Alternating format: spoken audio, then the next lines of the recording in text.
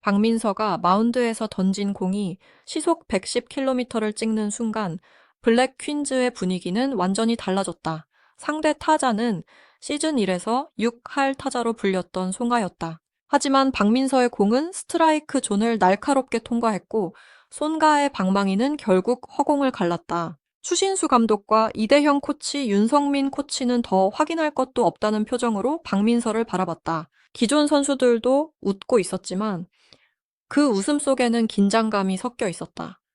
단순히 잘하는 신입 한 명이 나타난 것이 아니었다. 투수와 타자, 내야와 외야를 모두 소화할 수 있는 선수가 등장했고 블랙 퀸즈의 주전 자리가 실제로 흔들리기 시작한 순간이었다. 이 장면은 2026년 7월 9일 밤 10시에 방송된 채널 A 야구 여왕 이 첫 회에서 공개됐다.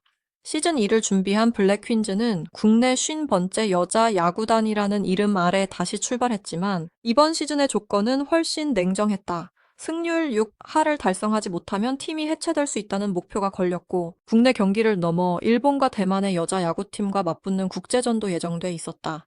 추신수 감독이 기존 멤버들의 노력만 믿고 갈 수 없다고 판단한 이유도 여기에 있었다. 더 빠른 공을 던지고 더 강한 타구를 만들며 실전에서 즉시 수비를 맡을 수 있는 선수가 필요했다. 트라이아웃의 규모부터 이전과 달랐다.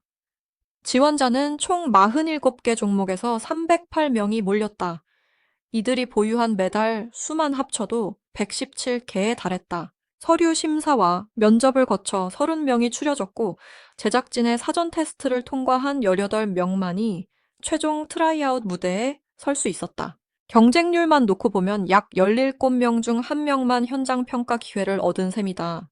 그런데 제작진이 처음 공개한 최종 선발 인원은 단 3명이었다. 이미 각 종목에서 정상급 경력을 쌓은 선수들이었지만 대부분은 다시 탈락자가 될 수밖에 없는 구조였다. 첫 번째 죄는 펜싱의 윤지수 축구에 강수진 핸드볼에 김설희 태권도에 엄지민 필드하키에 김나영이 나섰다. 윤지수는 올림픽 은메달과 동메달을 보유한 펜싱 스타였고 강수진은 기존 멤버 주수진의 직속 후배였다. 김설희 역시 김오나의 직속 후배로 소개됐다.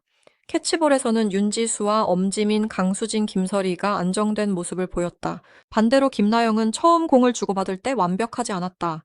그러나 수비 평가가 시작되자 분위기가 바뀌었다. 필드하키에서 익힌 낮은 자세와 빠른 첫 동작이 야구 수비에서도 그대로 드러났고 타격에서는 엄지민과 함께 정확한 타구를 만들어냈다. 추신수 감독과 두 코치는 단순히 공을 잘 던지는지만 보지 않았다.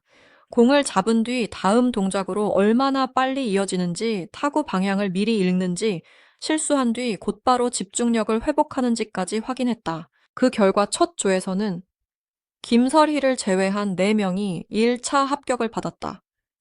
김설희는 긴장한 나머지 자신의 실력 절반도 보여주지 못한 것 같다고 아쉬움을 드러냈다. 이 장면은 트라이아웃이 유명 선수의 이름이나 과거 메달만으로 통과할 수 있는 자리가 아니라는 사실을 분명히 보여줬다. 두 번째 조는 라켓 종목 출신 선수들이 중심이었다. 테니스의 엄선영과 김세현, 배드민턴의 김소영과 김소정, 송민지가 등장했다. 이들은 피칭과 타격에서 예상보다 높은 수준을 보여줬다. 배드민턴 선수들은 손목 힘과 순간적인 회전 능력을 이용해 세 자릿수 구속의 공을 스트라이크 존에 넣었다. 테니스 선수들은 공이 들어오는 지점을 빠르게 판단했고 중심 이동과 타이밍이 안정된 스윙을 만들었다. 캐치와 송구에서도 큰 약점이 보이지 않았다. 결국 추신수 감독은 너무 뛰어나서 누구도 탈락시킬 수 없다고 평가했고 5명 모두 1차 합격을 받았다. 이때부터 기존 블랙 퀸즈 선수들의 표정은 더 진지해졌다. 시즌 1에서 투수 역할을 맡았던 송가와 장수영에게는 새 자릿수 공을 던지는 신입들의 등장이 직접적인 압박이었다. 타자들에게도 상황은 같았다.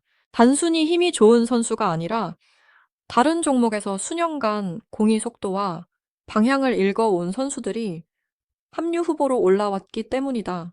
야구 경험이 짧아도 운동 감각과 반복 훈련 능력이 뛰어나다면 예상보다 빠르게 주전 경쟁에 뛰어들 수 있다는 사실이 확인됐다. 세 번째 죄에서 가장 강렬한 공을 던진 선수는 창던지기 출신 김지민이었다. 김지민은 대포알 같은 송구를 보여준 데 이어 시속 110km의 공을 스트라이크 존에 꽂았다.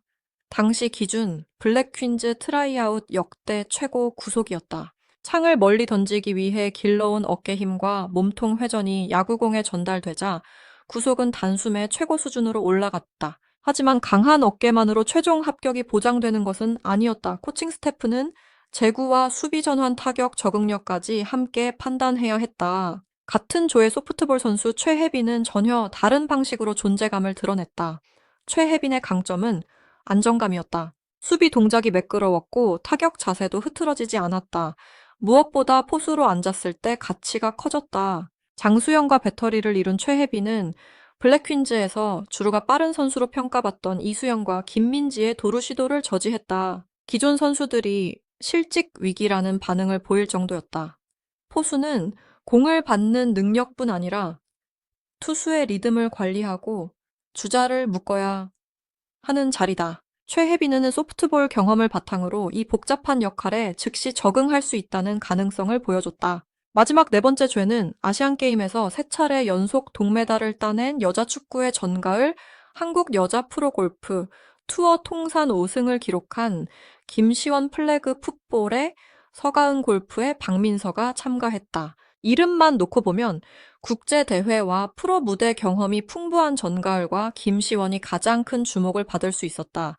그러나 실제 테스트가 시작되자 중심은 박민서에게 이동했다. 박민서는 어린 시절 리틀 야구 선수단의 유일한 여자 선수였다. 최연소 여성 선수 홈런 기록도 보유했지만 고등학교 진학 이후 계속 뛸 수 있는 팀이 사라지면서 골프로 종목을 바꿨다. 야구를 떠난 시간은 있었지만 기본기는 사라지지 않았다. 몸을 풀 때부터 공은 일직선으로 날아갔고 내야와 외야를 가리지 않고 정확한 수비를 보여줬다. 윤성민 코치가 던진 공을 받아쳐 홈런성 타구를 만들었고 이어 마운드에서는 손가락을 상대로 시속 110km를 던져 삼진을 잡았다. 이 한 명이 특별했던 이유는 구속 하나 때문만이 아니었다. 김지민도 같은 시속 110km를 기록했다.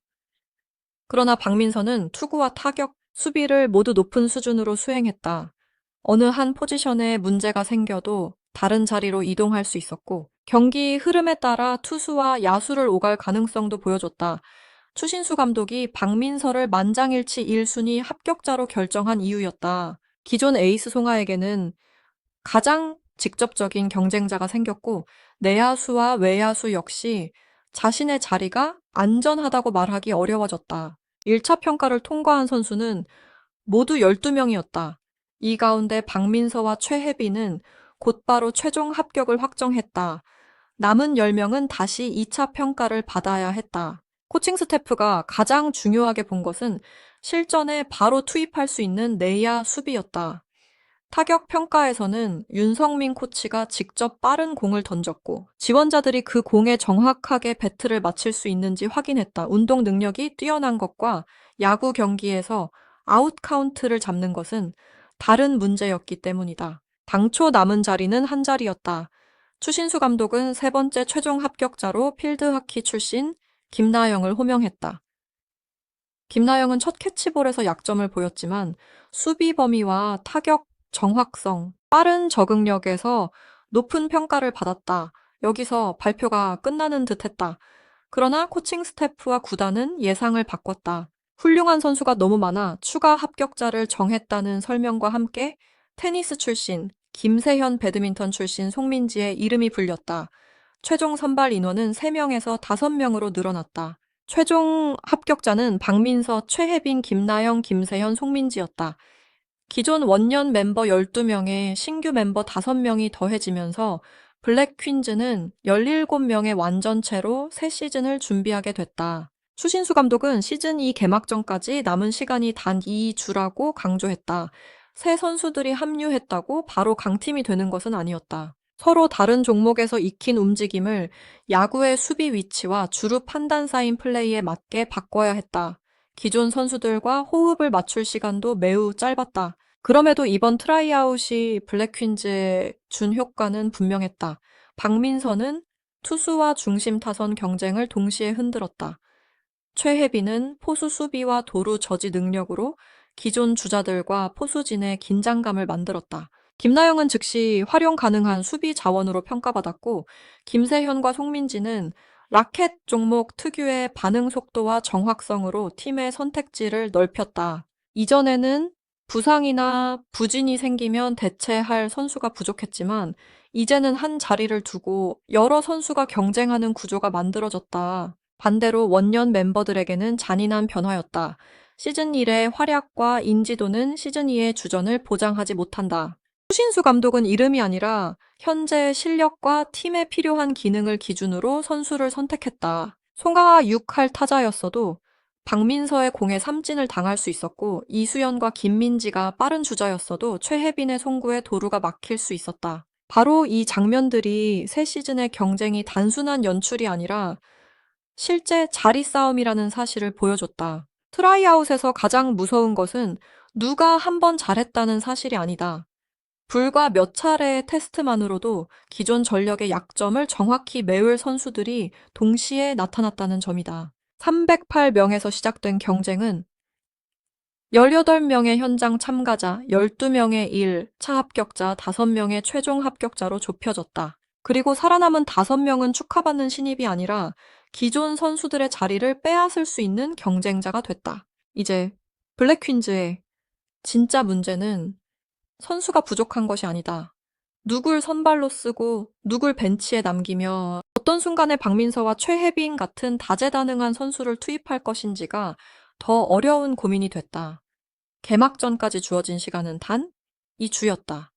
시속 110km의 공, 홈런성 타구 도루를 막아낸 송구가 실제 경기에서도 반복된다면 팀의 중심은 빠르게 바뀔 수 있다. 괴물 신입들이 블랙퀸즈를 더 강하게 만들 것인지 아니면은 원년 멤버들의 자리를 완전히 뒤집을 것인지, 시즌 2의 가장 치열한 승부는 상대 팀이 아니라 같은 유니폼을 입은 선수들 사이에서 이미 시작됐다.